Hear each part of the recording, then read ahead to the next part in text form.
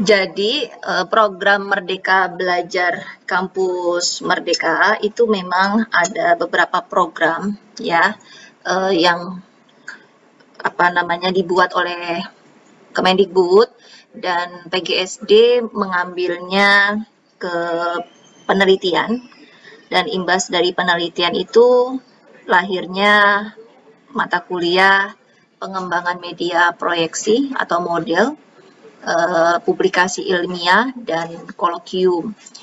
Semestinya kalau yang 1 tahun lalu dosen mata kuliah publikasi ilmiah dengan dosen mata kuliah kolokium itu sama. Makanya Ibu tadi baru tahu dari Bu Yeti bahwa Ibu tidak sama dengan beliau di mata kuliah publikasi ilmiah. Ibu publikasi ilmiahnya bareng Pak Endang. Nah, itu baru Ibu ketahui karena memang di siakat Ibu itu belum ready, belum siap. Jadi Ibu tidak bisa, jadi belum ada jadwal mengajar. Biasanya kalau di jadwal mengajar itu ada ada nama dosennya berdua gitu ya, lalu ada hari dan jamnya. Nah, kalau sekarang ini masih buta nih. Kalau mahasiswanya atau si Vera nggak bilang kalau ada kelas, Ibu nggak tahu kalau ada kelas hari ini. Ya, karena ini mata kuliah sudah setahun yang lalu, jadi Ibu siap saja kapan aja dipanggil, udah ready, karena RPS-nya sudah ada pengalaman. Tapi kalau mata kuliah yang kayak besok hari Kamis tuh ada mahasiswa hubungi Ibu wawasan pendidikan, itu nggak bisa mendadak gitu, nggak bisa Bu besok ini, karena itu mata kuliah Ibu belum pernah ajar sebelumnya ya, jadi butuh persiapan segala macam. Nah, karena ini kolokium, Vera tadi menyampaikan itu, ya udah kita kuliah aja di hari Senin ya. Ini kan hari Senin jam 8. Kita akan ikut dengan yang ada di dalam siakat. Karena kalau kita mengikuti siakat tidak akan bentrok dengan mata kuliah Ibu yang lainnya ya, mata kuliah ngajar lainnya. Kalau di hari Rabu Ibu bentrok dengan publikasi ilmiah kalau nggak salah di jam yang tadi Vera bilang itu. Nah, ini akan berlangsung secara 6 SKS, tapi Ibu paham ya, 6 SKS itu ternyata cukup berat ya untuk mahasiswa, dan luar biasa salut dengan mahasiswa yang 1 tahun yang lalu mereka sanggup lalui 6 SKS ini, dan itu dilakukan tim teaching, biasanya 2 orang. Publikasi ilmiahnya kamu sama siapa? Sama dengan Ibu lagi apa beda dosennya? Sama Pak Waluyo, Bu. Nah, itu dia, makanya itu yang nyusun aneh. Ibu bilang yang nyusun aneh, yang nyusun menempatkan dosennya aneh. Karena kalau di publikasi ilmiah, dia itu akan mulai nulis. Sebetulnya itu publikasi ilmiah itu nulis. Nanti kesulitannya itu baru dibicarakan atau tahap konsultasi lanjutannya ada di tahap kolokium. Sebetulnya begitu, itu satu rangkaian Ibu mengkoordinirnya. Nah, tiba-tiba itu berubah ya. Sebetulnya enak yang 1 tahun lalu dia ketemu dia lagi. Jadi kalau mahasiswa publikasi kolokium itu adalah mahasiswa yang pertemuannya paling banyak 10 SKS 1 minggu Ibu ketemu mahasiswa itu lagi ya. Jadi makanya sampai kenal betul tipe belajarnya. Nah, ini akan selalu ada di semester 6, tidak pernah ada di semester 5, tidak akan ada pernah semester 4, karena dianggapnya ketika semester 6 Anda sudah menguasai konsep-konsep teoritis. Jadi ketika nanti Anda membuat latar belakang masalah ataupun yang lainnya, Anda sudah siap dan Anda mudah membuatnya. Ini akan selaras dengan mata kuliah di dalam metodologi penelitian ya. Nah, untuk mata kuliah ini, Ibu membebaskan kepada Anda topik apa yang mau Anda ambil selama Anda bisa menjawab pertanyaan Ibu mengenai state of the art dan mengenai novelty atau kebaruan penelitian Anda ya. Nanti Ibu akan jelaskan mengenai apa itu novelty, apa itu state of the art ya. Jadi kita tidak pernah ada presentasi kelas di mata kuliah ini, karena bukannya Ibu meragukan kemampuan Anda, tetapi kalau hanya Anda presentasi saja tanpa ada menulis itu nggak akan bisa. Jadi nanti teori yang memaparkan adalah Ibu. Setelah Ibu memaparkan teori, Anda praktekkan di dalam tulisan Anda, dan itu kemudian di pertemuan berikutnya Anda sajikan, ya, bergantung pada Bu Yeti bagaimana metode penyajiannya.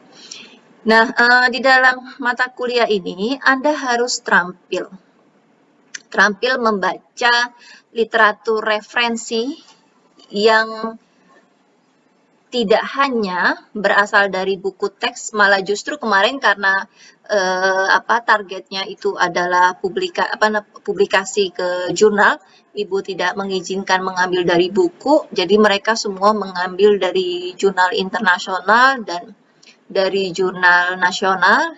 Setelah dari proceeding, nanti di minggu depan Ibu akan jelaskan secara panjang lebar apa itu jurnal internasional, apa itu jurnal nasional, dan apa itu proceeding, ya. Ibu sudah buat di video YouTube Ibu, sebetulnya sudah ada itu rekaman yang semester lalu, di semester genap yang lalu. Nanti tapi Ibu akan tambahkan, ya, di dalam penjelasan nanti di minggu depan, ya. Nah, mata kuliah ini memiliki tujuan pembelajaran. Yang pertama, yaitu mengidentifikasi dan menganalisis topik-topik penelitian terbaru. Jadi tidak ada lagi misalkan mahasiswa yang mengambil penelitian misal pengembangan modul berbasis konstruktivisme untuk melatih kemampuan berpikir kritis siswa bla bla bla. Nanti kalau ditanyakan apa itu? Kebaruannya. Lalu dari mana state of the art-nya? Apa permasalahan yang dihadapinya? Jangan-jangan itu permasalahan yang dihadapi adalah permasalahannya kamu, bukan permasalahan penelitian, ya. Permasalahan pribadi si peneliti sama permasalahan penelitian itu berbeda. Bedanya di mana? Permasalahan penelitian yang baik adalah permasalahan yang bisa dicari jawabannya melalui kebenaran ilmiah. Itu yang harus Anda pahami. Lalu misalkan juga, misalkan Vera mengajukan topik penelitian tentang modul berbasis konstruktivisme, gitu ya, untuk meningkatkan hasil belajar. Lalu kemudian kelas 4 SD misalkan Vera kelas 4 SD. Lalu temannya misalkan Salwa ngambilnya kelas 5 SD. Nanti si Salwa cuma bilang, "Itu Bu, kan saya beda dengan si Vera. Saya kan kelas 5, dia kelas 4." Itu bukan kebaruan penelitian, ya. Yang namanya kebaruan penelitian itu adalah Anda memberikan kontribusi. Hasil penelitian Anda memberikan kontribusi secara teoritis terhadap penelitian-penelitian yang belum pernah dilakukan. Ya, misalkan contohnya, kenapa kok si Vera kok disetujui, Bu? Sedangkan punya saya nggak disetujui. Oh, karena Vera selain dia melihat pada hasil belajar, tetapi juga dia melihat pada gender, jenis kelamin hasil belajar siswa kelas 4, laki-laki dan perempuan itu dia pisahkan. Disitulah kebaruan penelitiannya. Yang selama ini di dalam state of the art itu belum pernah ditemukan penelitian yang membahas terkait tentang itu meskipun judulnya terlihatnya biasa saja. Ya, jadi begitu. Jadi jangan wah kok si ini bisa di ACC sama Bu Ika. Dia pasti ada dasar kenapa bisa Ibu ACC, karena dia mampu menjawab state of the art dan novelty-nya, ya. Dan Ibu mulai agak-agak jenuh sebenarnya dengan R&D, karena ya cenderungnya mahasiswa begitu-begitu aja. Nah, ada satu mahasiswa ya, mungkin dia kalau mau nangis-nangis kali ya. Jadi satu mahasiswa ini tadinya, mahasiswa bimbingan Ibu, ketika dia datang ke Ibu, dia dengan judul pengembangan pop-up book. Ibu sudah jenuh luar biasa dengan pop-up book ya. Meskipun baru 4 atau 5 mahasiswa, sebentar Ibu sembari minum ya. 4 atau 5 mahasiswa yang membahas pop-up book, tapi Ibu merasakan karena dia tidak bisa menjawab pertanyaan Ibu tentang novelty atau kebaruan dan tidak bisa menunjukkan state of the art yang menarik untuk tulisannya, Ibu minta dia ganti. Ibu minta ganti menjadi meta-analisis media pop-up book untuk pembelajaran bahasa Indonesia siswa SD. Ibu bilang begini, Ibu pastikan kamu duduk seharian di perpustakaan PGSD, tidak pernah akan kamu temui penelitian yang sama dengan punyamu. Karena yang baru mencoba penelitian penelitian itu baru Ibu, yang lainnya belum coba dosen lainnya. Nah, ya, Ibu selalu menganggap ya ketika mahasiswa itu membuat penelitian, jadi kayak seperti joint riset Ibu dengan mahasiswa ya. Jadi Ibu bimbing si mahasiswa ini cuma satu mahasiswa aja yang Ibu suruh meta analisis, yang lainnya sih enggak. Ini kita bersama-sama. Ibu baca literatur juga, dia juga baca literatur ya. Ibu ini apa? Sebentar ya, Ibu baca dulu literatur dari jurnal. Oh, ini ternyata ini begini. Coba gitu. Nah, makanya ketika SUP dosen penguji itu pada belum terlalu menguasai karena memang belum mengambil itu, kecuali Pak Dudung waktu itu dosen pengujinya bagus sekali karena beliau sudah banyak ada buku tentang meta analisis, jadi bisa memberikan masukan yang cukup baik gitu. Dan ya sampai sekarang Ibu bilang, ayo tantang, kamu nggak bisa harus meta analisis, jangan bermain-main hanya di R&D ya. Meta analisis itu penelitian yang tidak membutuhkan biaya besar, tapi asal tekun. Asal tekunnya apa? Harus asal tekun banyak baca. Kamu harus kuat baca jurnal, baca sekian artikel, baca 30 artikel, baca 35 artikel. Ya, nah ini mahasiswa ini ketemunya 25 artikel. Ibu ACC aja lah 25 artikel buat mahasiswa S1 masih, buat Ibu masih bagus itu untuk dijadikan subjek penelitiannya adalah artikel. Tinggal dia menentukan efek size segala macamnya. Ya, dan itu adalah topik penelitian terbaru.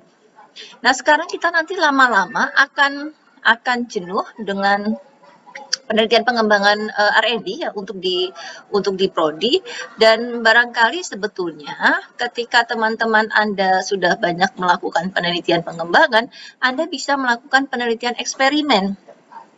Artinya kan kalau teman-teman Anda itu kan penelitian pengembangan belum difokuskan kepada eksperimen ya, belum dilakukan efektivitas murni. Nah, itu bisa dijadikan sebagai tolak awal atau rekomendasi untuk penelitian selanjutnya bahwa itu bisa dilakukan dengan eksperimen. Nah, itu topik penelitian terbaru berarti masuk ke situ ya. Jadi Anda tidak hanya harus membuat sebuah penelitian yang baru sama sekali, enggak, tapi Anda bisa mengambil dari topik-topik penelitian yang sudah ada, lalu kemudian dicari rekomendasi penelitian selanjutnya apa. Nah, itu dijadikan dasar untuk Anda melakukan penelitian ya. Nah, yang kedua, tujuan pembelajarannya Anda harus mampu menentukan posisi penelitian yang akan dilaksanakan. State of the art dan novelty-nya itu apa?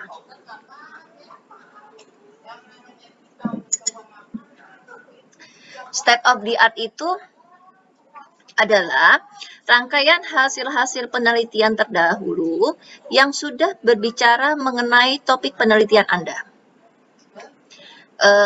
Biasanya mahasiswa ketika menuliskan penelitian terdahulu hanya main tempel aja ya, misalkan Ika Lestari nih buat pengembangan media komik untuk melatih keterampilan menulis atau keterampilan membaca gitu ya. Nah, hasil penelitiannya bunyinya bla bla bla bla bla. Nanti pindah lagi ke hasil penelitian yang B, bunyinya bla bla bla bla bla. Itu Ibu kalau bilang mahasiswa itu lagi nembok. Nembok tuh kamu ngerti. Kayak orang main itu pasti semen itu main pluk pluk. Nah, persis begitu. Cuma ditempel-tempel di tembok aja, nggak ada apa kebermaknaan ya. Apa kebermaknaan kita mengutip hasil-hasil penelitian terdahulu? Untuk apa? Padahal yang namanya state of the art, ketika kita sudah jembrengin ya, artinya apa sih? Sudah memaparkan atau sudah menyajikan hasil-hasil penelitian terdahulu di dalam latar belakang masalah kita bisa menemukan akhirnya kebaruan penelitian kita itu apa. Ya, itu baru akan ketahuan kalau kita sudah membuat state of the art-nya dengan baik. Tapi kalau kita tidak mampu membuat state of the art-nya dengan baik, maka tidak bisa dihasilkan kebaruan penelitian dari topik penelitian yang mau kita tuju ya. Jadi nanti kita buat state of the art yang banyak, Kalau bisa kamu ambil dari 20 artikel di jurnal, nanti akan Ibu jelaskan ya bagaimana cara mengambilnya, lalu apa yang dimaksud dengan jurnal nasional, internasional segala macam. Nanti juga Ibu jelaskan lagi supaya ada terampil. Jadi nanti di dalam pertemuan ketiga, pertemuan keempat, kelima lah ya, sudah tidak ada pertanyaan lagi, apa sih itu jurnal internasional, Bu? Apa itu jurnal nasional? Jadi ketika Ibu bicara jurnal internasional Scopus, jurnal internasional biasa, itu Anda sudah nyambung ya. Kayak kemarin itu rasanya Ibu mau, waduh, kalau istilahnya ya, kalau bisa bersentuhan tatap muka, mau rasanya Ibu unyeng-unyeng mahasiswa yang 1 tahun lalu itu, karena dijelasin tuh nggak mudeng-mudeng. Itu frustasi Ibu sebagai dosen. Itu nggak mudengnya Ibu memang membahasakannya susah, mahasiswanya nggak mudeng, atau mahasiswanya yang nggak mau mencoba. Ya, jadi ada dua hal. Makanya kemarin tuh luar biasa. Sampai Ibu marah di pertemuan ke-5 atau 6.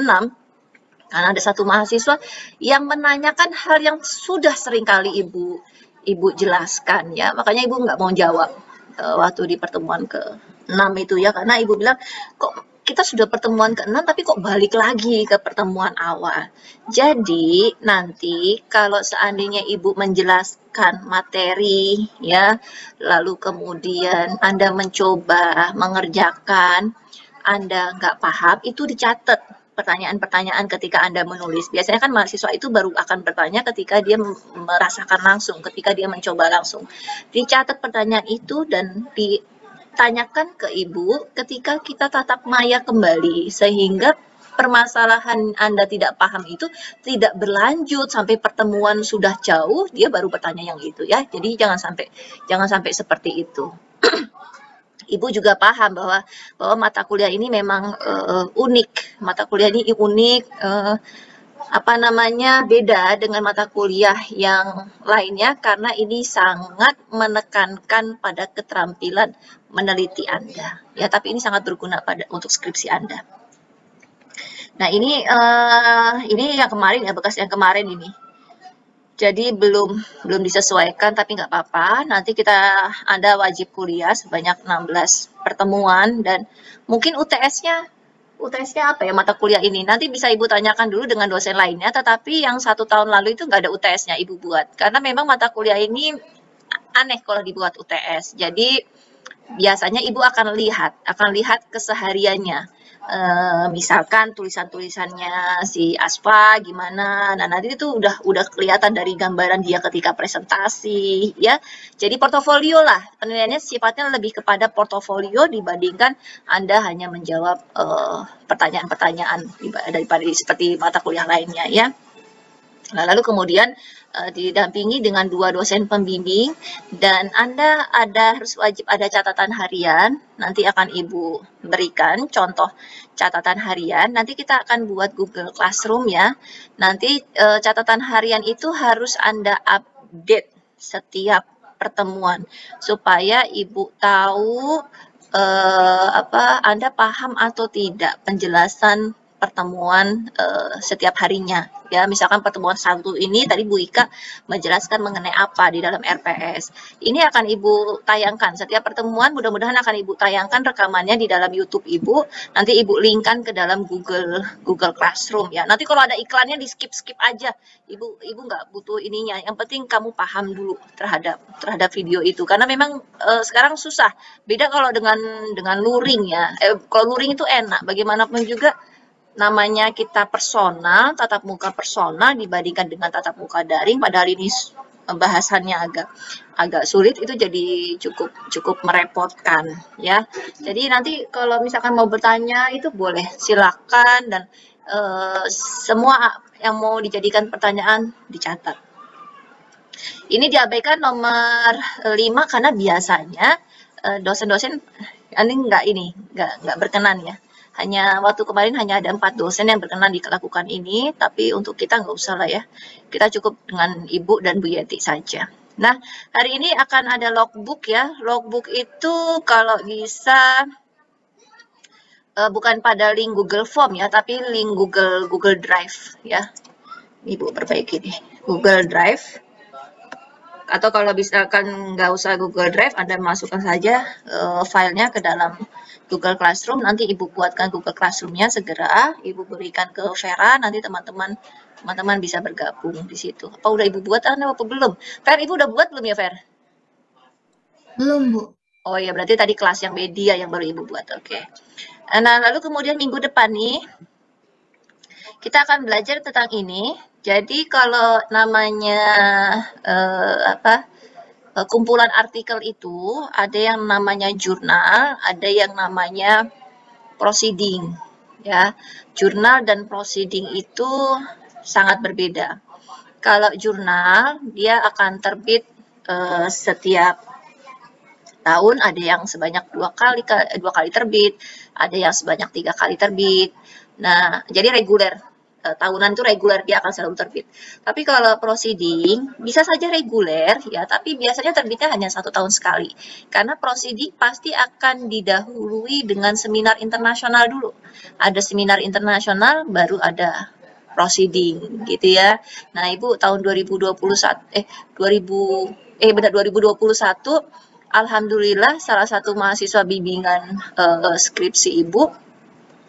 Jadi skripsinya dia itu Ibu hanya ambil datanya, lalu kemudian Ibu olah supaya bisa layak masuk ke proceeding Scopus, dan alhamdulillah bisa masuk ya, namanya sekarang udah di S2 di UNJ, ketemu lagi dengan Ibu untuk penulisan artikel artikel ilmiah terindeks nama mata kuliahnya. Nah, Ibu bilang dulu, ini sih namanya kan Eis, ini hebat nih bisa masuk Scopus gitu ya. Jadi memang ketika Anda mau melakukan publikasi atau ketika Anda mau menulis dalam sebuah karya ilmiah, Anda harus belajar cara menulis ilmiah ya, bukan menulis populer ya, bukan populer ilmiah, tapi memang menulis ilmiah yang scientific. Ibu malah justru ya, Ibu waktu nulis tulisan ilmiah populer di kumparan.com itu sebagai bukti kegiatan pengabdian masyarakat, Ibu ternyata ditolak 6 kali sama redaksinya Kumparan. Karena nggak biasa, Ibu memang jujur kalau menulis di media massa itu susah. Karena bahasanya itu nggak sekaku bahasa jurnal. Kalau bahasa jurnal itu kaku. Makanya komentarnya dari si editor Kumparan itu bilang, Anda harus menulis seolah-olah Anda sedang bercerita. Wah, ya susah. Sekali ditolak, 2 kali ditolak. Ibu, aduh, pantang mundur. Pokoknya sampai dia diterima, baru Ibu puas ya.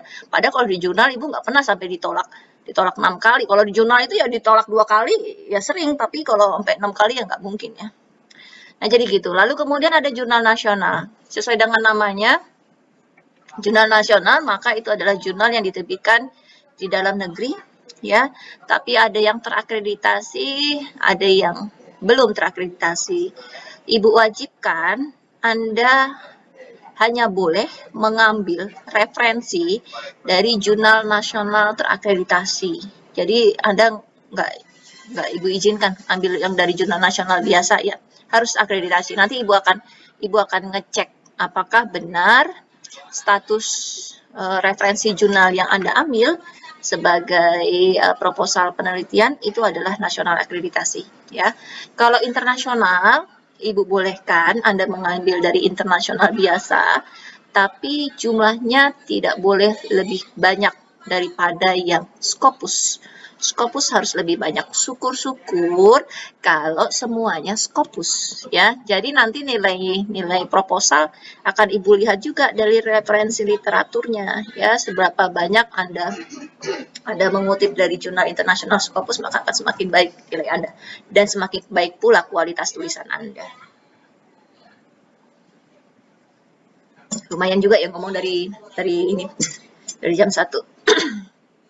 Nah, sekarang ini, menemukan masalah dalam pembelajaran di sekolah dasar. Mahasiswa ketika datang ke Ibu, atau mahasiswa bimbingan ketika datang ke Ibu selalu dengan judul. Bu Ika, judul saya bagaimana?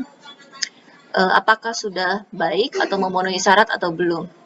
Itu salah ya, kalau datang ke dosen pembimbing itu bukan dengan judul, mestinya. Meskipun nanti ketika Anda mengirimkan ke prodi itu judul ya, karena kan nanti dari judul akan ketahuan ininya, dosen pembimbingnya siapa yang layak. Tetapi paling tidak Anda sebaiknya datang dengan permasalahan. Kenapa? Bisa saja permasalahan yang Anda temui atau yang permasalahan yang Anda anggap tebak-tebakan gitu ya, itu bukan menjadi masalah di sekolah itu. Makanya untuk mencari masalah yang up to date, yang aktual gitu ya, Anda harus lakukan yang namanya studi pendahuluan. Bukan analisis kebutuhan ya, itu berbeda. Studi pendahuluan Anda mau melihat atau observasi awal dari tempat penelitian di mana yang Anda menjadi target sasaran, lalu bisa Anda tanyakan ke Bapak Ibu gurunya ya, apa sih permasalahan yang Bapak Ibu hadapi gitu. Nah, nanti kalau misalkan mereka bercerita, misalkan saya agak sulit nih membelajarkan siswa-siswa tentang konsep apa, misalkan konsep matematika ya, atau konsep IPA. Nah, kalau sudah begitu jangan hanya langsung berhenti, oh ternyata susah ya, tapi Anda harus dapat datanya, data kuantitatifnya.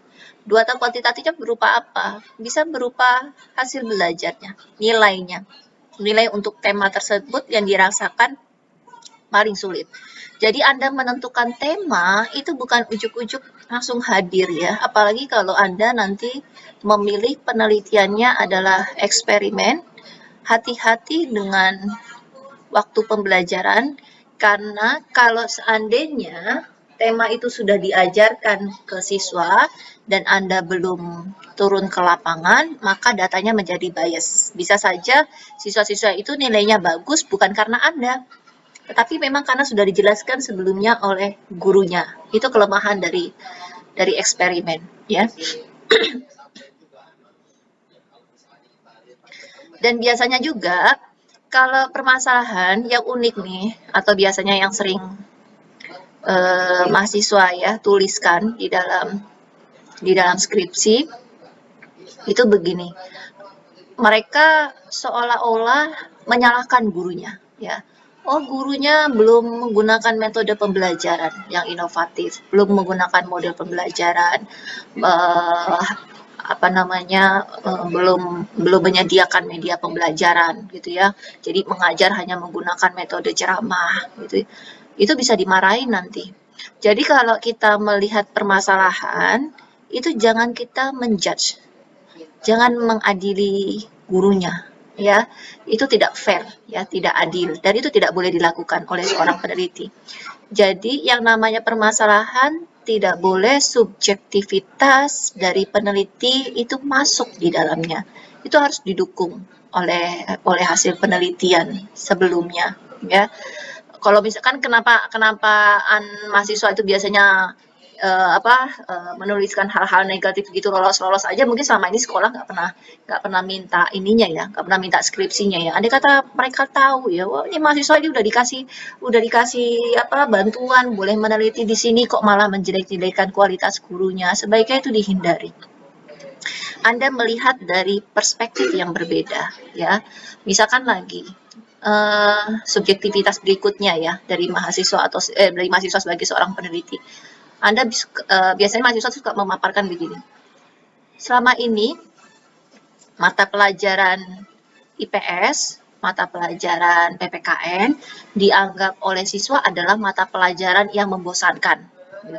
Kata siapa itu? Didukung oleh data apa? Kok bisa menyimpulkan bahwa mata pelajaran IPS, PPKN itu membosankan? Belum tentu membosankan gitu. Bisa saja itu dugaan Anda dan itu tidak diperkenankan ketika Anda membuat latar belakang masalah, ya. Kecuali Anda bilang begitu, lalu kemudian hal ini juga diperkuat oleh temuan penelitian yang dilakukan oleh Lestari, misalkan tahun berapa, yang menemukan bahwa mata pelajaran IPS ya itu dianggap oleh siswa terlalu banyak hafalan, tetapi harus ada hasil penelitian yang mendukung statement Anda. minimal 3 lah hasil penelitian. Tetapi juga perlu diingat ketika Anda mengutipnya, mengutip hasil penelitian terdahulu yang mendukung permasalahan penelitian yang mau Anda angkat, Anda harus lihat dulu topik penelitian yang sudah dibahas oleh penelitian yang lalu itu apakah relevan untuk menjelaskan permasalahan Anda. Contohnya, misalkan mengambilnya dari Lestari, tapi ternyata si Lestari ini judul penelitiannya tentang misalkan ini tentang apa pengembangan media pembelajaran bla bla bla untuk mata pelajaran PPKN, dan ternyata di tulisannya juga dia hanya sebatas subjektivitas juga dia terhadap mata pelajaran PPKN, itu tidak diperbolehkan.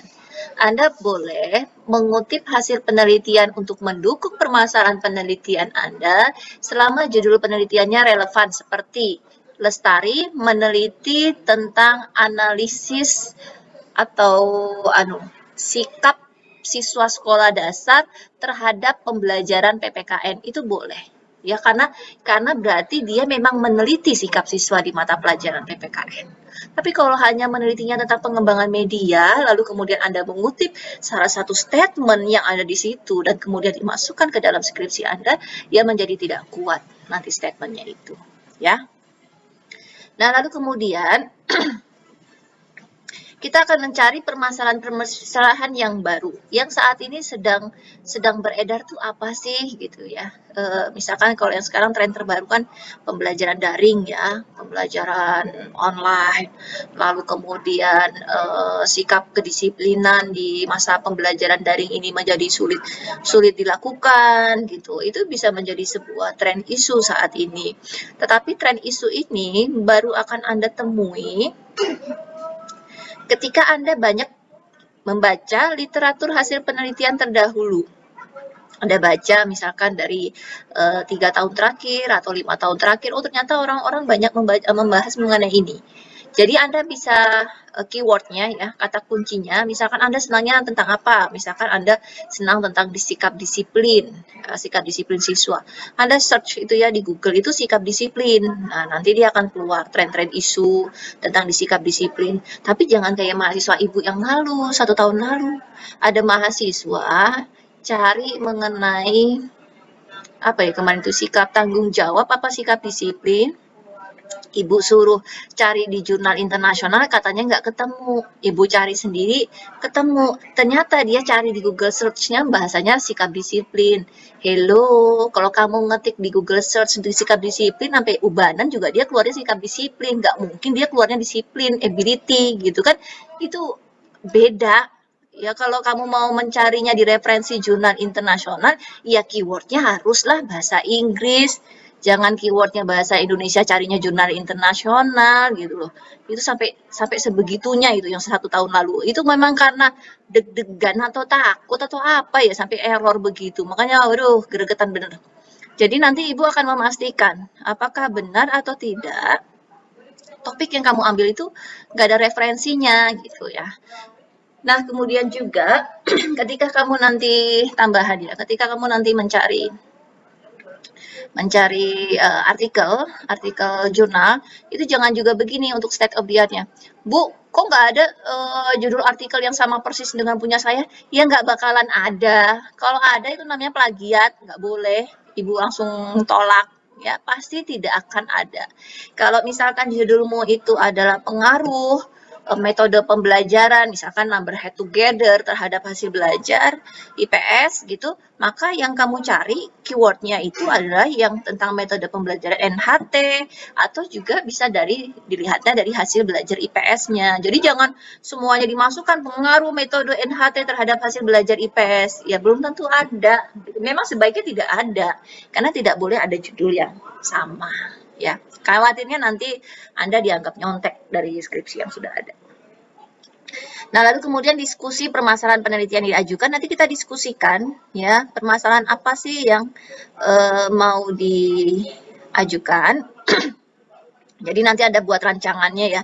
Anda bercerita, oh saya mau meneliti tentang ini Bu, berdasarkan dari hasil literatur jurnal, ternyata memang banyak permasalahan yang terjadi terkait tentang ini. Nah, kamu cerita. Dan nanti solusinya apa gitu? Oh, solusinya saya mau membuat atau mengembangkan media. Oh, solusinya saya mau membuat modul LKPD, atau misalkan kamu mau studi literatur review juga boleh.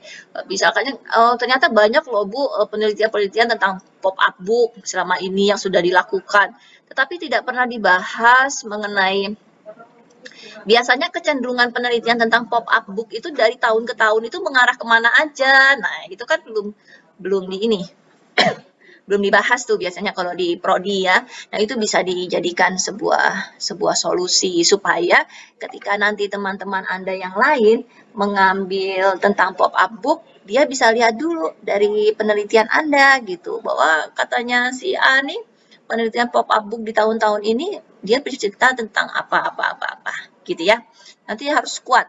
Ketika nanti Ibu dan Bu Yeti sudah mengaksesi Anda di pertemuan 3 sampai 4 tentang masalah, Anda boleh lanjut ke tahap berikutnya. Tapi kalau tidak Ibu ACC, tidak boleh lanjut. Ya, jadi jangan nulis panjang lebar dulu. Pastikan dulu masalahnya bisa Ibu terima dengan baik. Oke? Nah, misalkan juga kalau Anda mau mengukur ya kemampuan berpikir kritis gitu ya, jangan bilang anak-anak nih nggak kritis segala macem gitu. Dari salah satu jurnal internasional Q1 ya, kuartil 1 di Scopus, itu jurnal yang bagus dari penerbit Elsevier, Ibu aja belum tentu bisa masuk ke situ. Itu memang kemampuan berpikir kritis siswa sekolah dasar memang rata-rata belum bagus, karena yang namanya kemampuan berpikir itu harus nurture. Bahasanya dia bilangnya nurture. Nurture itu artinya dilatih, dipupuk, ditanamkan. Jadi menjadi hal yang wajar kemampuan berpikir kritis siswa sekolah dasar itu pasti akan terbatas. Nah, tapi kamu bisa ambil itu sebagai ini ya. Oh, dia rendah. Tahunya dari mana kemampuan berpikir kritisnya rendah? Dari skor PISA. Skor PISA, meskipun skor PISA itu tidak secara menjurus terspesifik bahwa dia mengukur kemampuan berpikir kritis, tapi itu bisa dijadikan sebuah pijakan awal. Berarti itu ada data kuantitatif. Berapa nilai skor PISA yang dimiliki oleh siswa-siswa di Indonesia itu bisa dilihat dan itu dijadikan sebagai data kuantitatif ya. Nah, kemudian itu nanti Anda ambil dari jurnal yang terbit tahun 2018 sampai 2021. Kalau yang 2022 mungkin beberapa belum publish ya, karena biasanya jurnal itu terbit sekitar Februari atau Maret ya. Kebanyakan sih seperti itu. Tapi kalau Anda bisa mengambil dari yang tahun 2022 atau Anda bisa menemukan keluaran tahun 2022, Ibu izinkan. Carilah, jangan 10 lah, kita tambahkan lah, di sini 15 lah, 15 atau 20.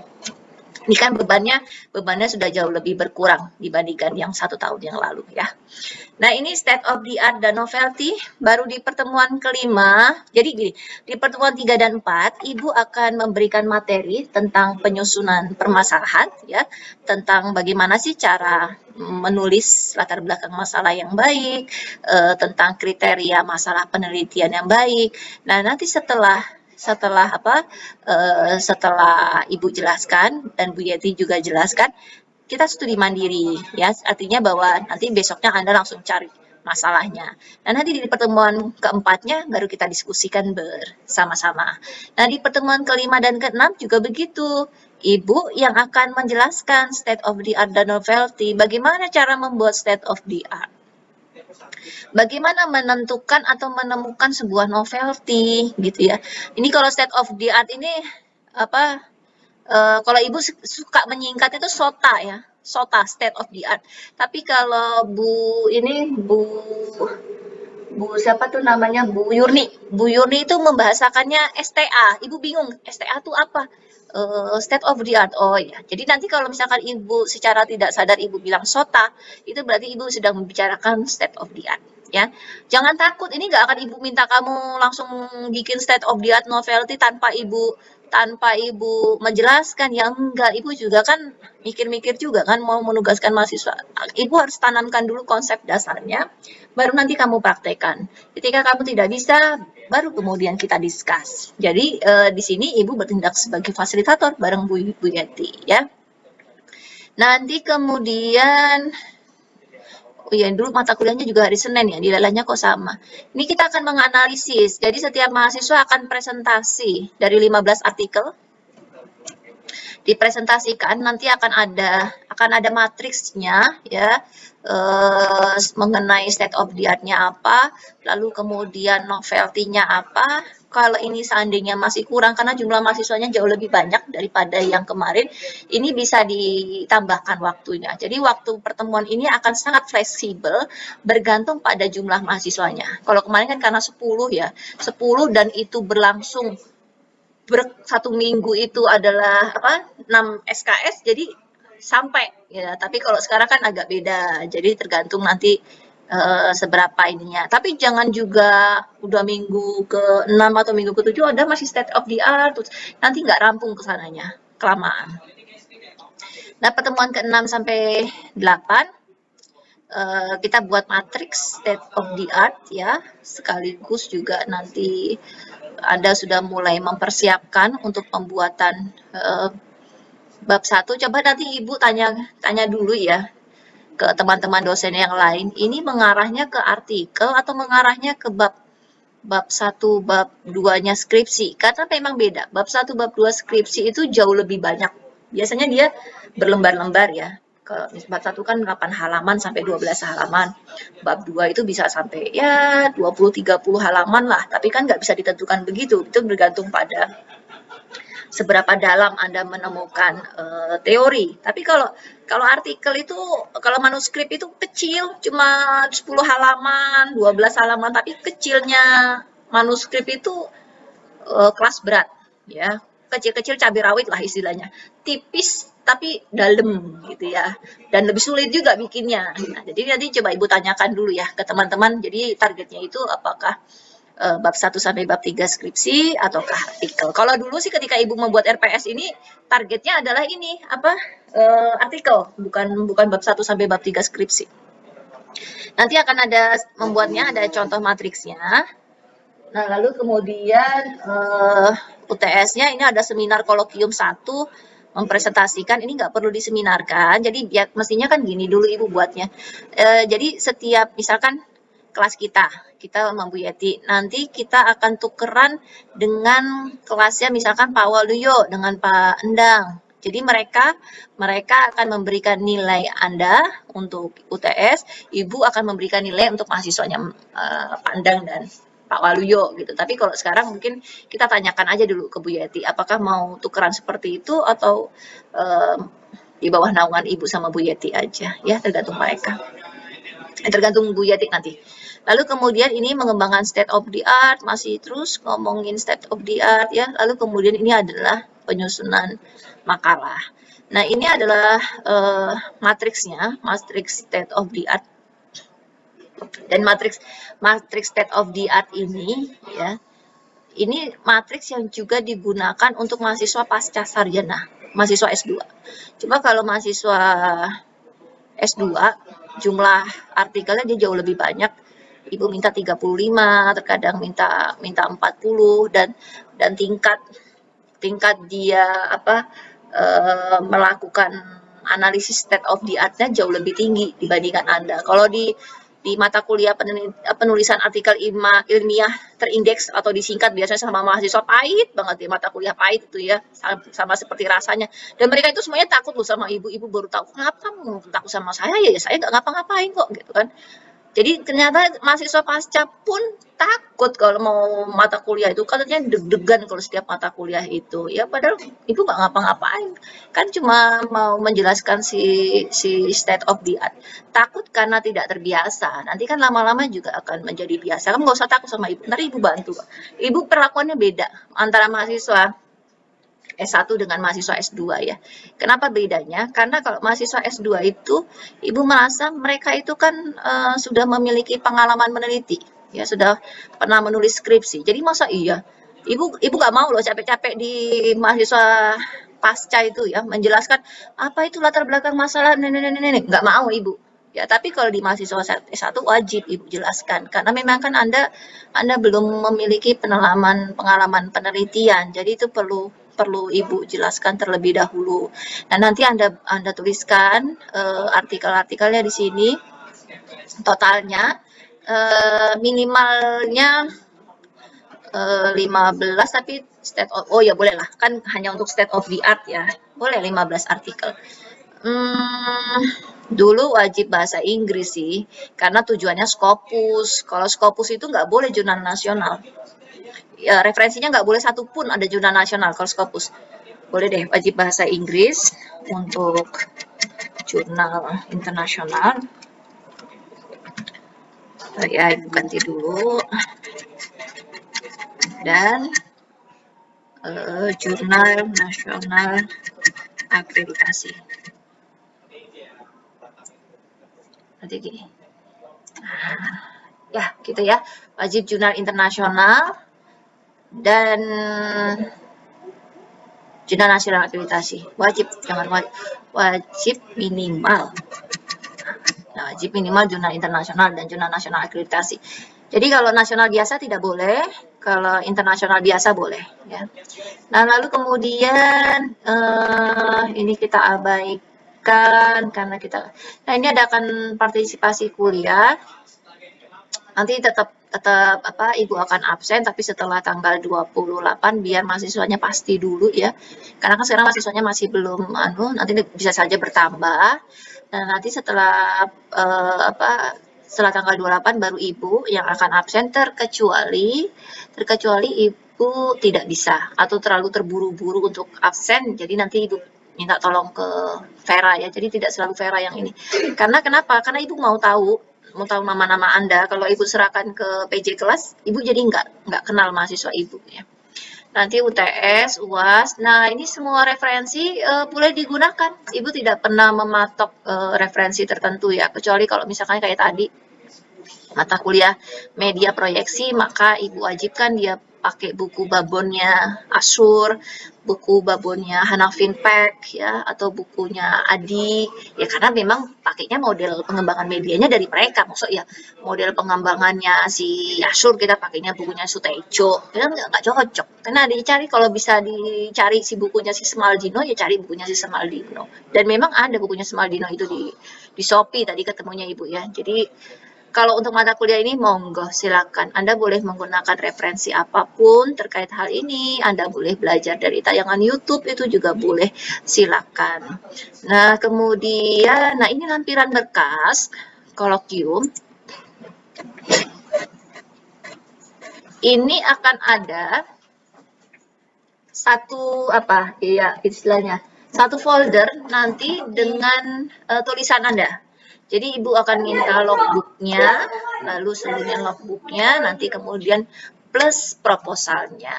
Ya, ini di sini ada tanda tangan Ibu sama Anda. Nanti Anda boleh tanda tangan duluan di sini sebelum Ibu tanda tangan. Nanti diberikan ketika akhir semester. Mau akhir semester diberikan. Berarti kalau kita ada 16, berarti ada sebanyak 16 kali. Dan ini setiap individu membuat. Kalau misalkan tidak hadir, nanti Ibu akan buatkan link rekamannya per pertemuan. Jadi bagi teman-teman yang tidak hadir, bisa mendengarnya dari link rekaman yang Ibu berikan ya. Jadi supaya catatan bimbingannya tidak ketinggalan.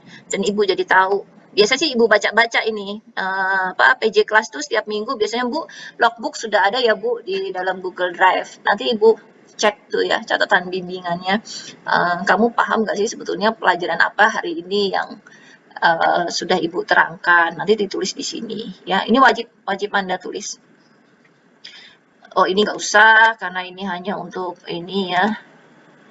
Ini apalagi nih form penunjukan ini juga nggak usah karena kemudian menjadi tidak seperti ini ya. Karena kita nggak dapat hibah Merdeka Belajar. Ini tadinya kan Ibu buat sengaja untuk hibah Merdeka Belajar ke Kemendikbud. dari prodi ya, ternyata prodi tidak lolos. Baik, kira-kira begitu. Ada pertanyaan sampai di sini? Ibu, saya mau nanya, untuk logbook tadi itu mulai diisinya dari kapan ya, Bu? Dari hari ini, Salwa? Hari Oke, Bu. ini. Ini ada kemungkinan nggak ikutan nggak? Siapa tahu, saya puyeng ini psikologium lah. Tapi kalau kamu nggak ikutan semester ini, kamu semester berapa? Berarti sekarang semester 6. Lah besoknya nggak bisa ikutan skripsi nanti. Ya, ini kan 6 SKS ya. Kehilangan 6 SKS itu ngejarnya gimana? Jadi, apapun yang terjadi, hajar bleh gitu ya. Jangan mundur dari kelas. Gitu. Ya, pujang-pujang dikit nanti ibu bantulah. Ya, namanya juga mahasiswa ya, calon sarjana. Udah kayak YouTube channel tuh, calon sarjana. Makanya jangan takut. Ya namanya anak-anak calon sarjana ya mosok mau diin ya. Ibu juga tahu ya. Bukannya ibu mau merendahkan kapasitasmu enggak. Kamu hebat, sangat hebat. Tetapi memang belum saatnya. Gitu aja, belum saatnya meneliti yang terlalu dalam. Jadi wajar lah kalau kamu misalkan nggak bisa buat latar belakang masalah, nggak tahu cara membuat perumusan masalah. Nah, ini menarik ya. Ketika nanti kamu misalkan ngambil magister ya, mudah-mudahan misalkan kamu punya rezeki lebih dan ambil magister dan kebetulan magisternya tidak di UNJ, di tempat yang lain, itu kita ada namanya ibu mengistilahkannya kiblat penelitian. Jadi ibu punya pengalaman ketika ambil magister itu karena ibu terbiasa pola pikir penelitiannya adalah pola pikirnya UNJ ya. Kalau UNJ itu kan umum ya, jadi kayak piramida kebalik, umum lalu kemudian ke khusus. Nah ternyata di tempat studi ibu itu ini dosen-dosennya nggak mau kalau umum ke khusus. Jadi dia maunya kamu tuh mau ngomong apa sih kak gitu loh. Udah ngomong langsung aja, to the point aja gitu, to the point terhadap topik permasalahan yang mau kamu angkat. Waktu itu ibu mengambilnya tayangan Idola Cilik. Jadi ibu muter-muter dulu kan ngomongin dulu, oh tayangan ini sekarang program-program anak-anak itu sudah semakin jarang gitu kan, umumnya kan begitu tuh. Nah nanti baru dia masuk ke komodifikasi, dulu bahasanya adalah komodifikasi, artinya anak-anak punten ya banyak dijadikan komoditas. Waktu itu banyak tulisan bicara seperti itu. Nah di UNJ nggak begitu. Jadi nanti yang ibu ajarkan kepada Anda itu adalah pedoman penelitian ala UNJ.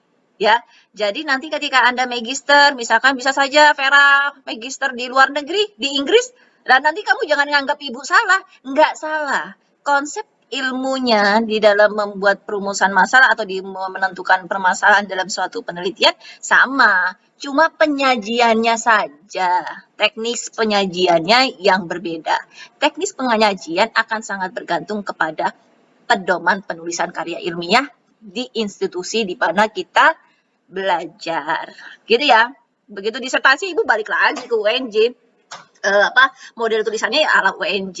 Makanya kalau di tesis ibu agak beda tulisannya. Kalau di kita kan permasalahan itu banyak ya, maksudnya nggak ada subjudul permasalahan gitu ya. Tapi kalau di tempat ibu kuliah magister ada permasalahan. Kalau kita kan perumusan masalah, kalau dia enggak, dia permasalahan.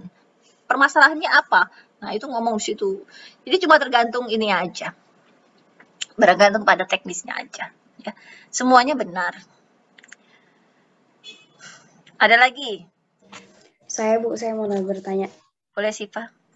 Bagaimana cara membedakan jurnal terakreditasi dan enggak, Bu? Nah, kita minggu depan kita belajar itu. Ibu jelaskan, ya. Tadi juga Ibu bilang ke mahasiswa mata kuliah media, sebetulnya agak keluar dari konteks. Tapi Ibu akan jelaskan di minggu depan cara membedakan jurnal nasional akreditasi, jurnal nasional biasa, proceeding nasional biasa, proceeding internasional biasa, proceeding internasional Scopus, jurnal internasional biasa, jurnal internasional Scopus. Ada 8 yang akan kita pelajari. Nanti Ibu akan rekam. Jadi kalau kamu bingung ya, Ibu kan kelemahannya kalau ngomong kadang terlalu cepat ya. Nanti bisa kamu rekam. Oh, maksudnya Bu Ika ini apa sih? Nanti kamu bisa lihat linknya lagi. Jadi diharapkan nanti di pertemuan keempat, ketika Ibu menanyakan misalkan, Esti, Kamu itu ambil referensi dari jurnal siapa, misalkan jurnal Arjuna. Ini terakreditasi nggak? Oh, terakreditasi Bu, terakreditasi Sinta 3 gitu. Jawabannya udah begitu, udah nggak apa tuh Bu akreditasi, udah nggak begitu lagi. Ibu udah nggak mau begitu. Jadi ketika Ibu tanya, kamu sudah pintar, ya. Ada lagi?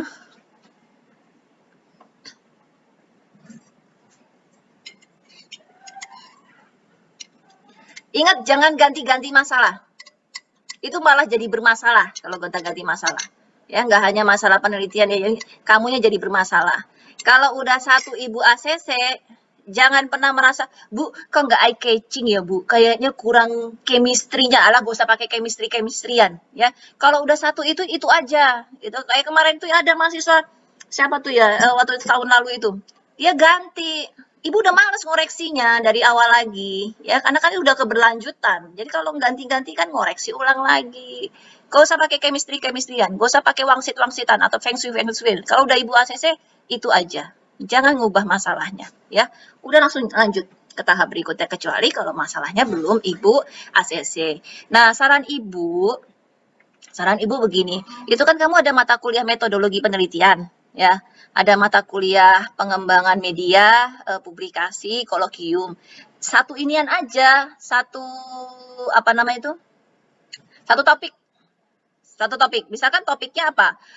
Topiknya mau tentang ini, kemampuan berpikir kreatif. Nah, kemampuan berpikir kreatifnya bisa aja beda di kemampuan berpikir sudut pandangnya dari segi metodologi penelitian yang kamu mau kumpulkan yang ini, nanti dari segi kolokium mau mengumpulkan yang ini. Syukur-syukur kalau kesemuanya itu bisa satu proposal itu nggak apa-apa, ya. Tapi kalau misalkan Ibu tolak ya jangan mencoba yang itu. Topiknya tetap sama tapi itunya aja yang diganti, ya, judulnya. Ada lagi?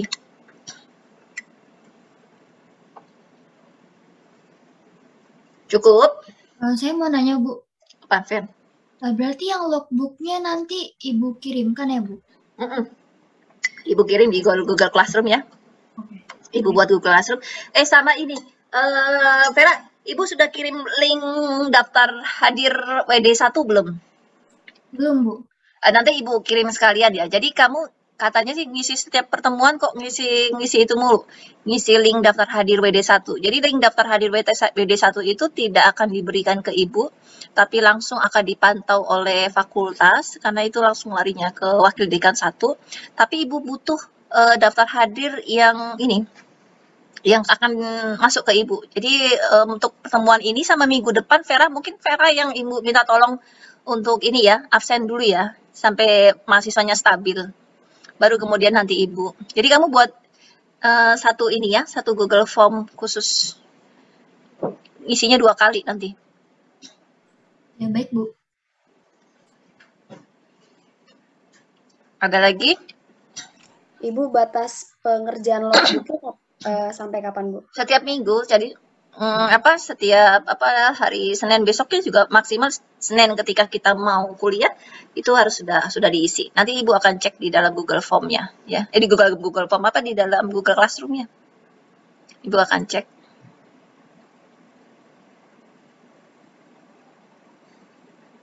Sekarang mulai diinin. Kamu udah peminatan belum? Udah ada peminatan kan?